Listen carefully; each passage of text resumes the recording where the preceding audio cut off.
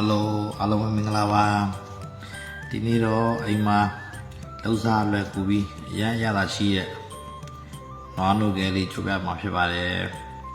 ဒါပေါင်းပစ္စည်းလေးပါကျုပ်ငါးလုံးတခြား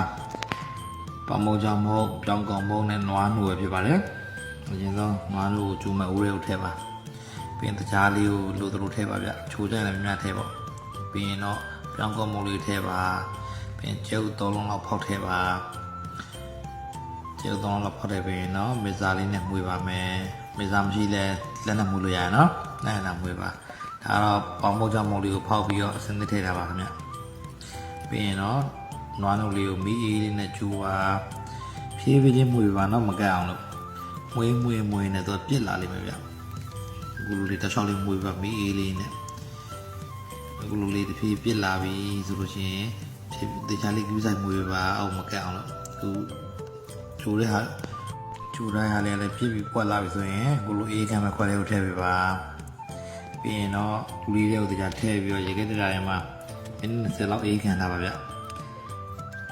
အေးခံတဲ့အချိန်မှာကျဲဥ3လောက်ကိုဖောက်ပြီးတော့ဖွေထားပြီးတော့စင်တလေးလုပ်ပေးထားပါဗျပြီးရင်တော့ဒီလိုပုံစံလေးရပါပြီဒါလေးကိုတခြားလေးလှီးမယ်လီးပြီးလို့ရှိရင်ကြော်ဖို့အတွက်ငါးဖက်ထဲလေးထည့်ပါစီလေးထည့်ပါပြီးရင်စီလေးပူလို့ရှိရင်ခုနလီးထားတဲ့နွားနို့ကလေးတွေကိုကျုပ်မွေထားတဲ့ကိုထည့်ပြီးတော့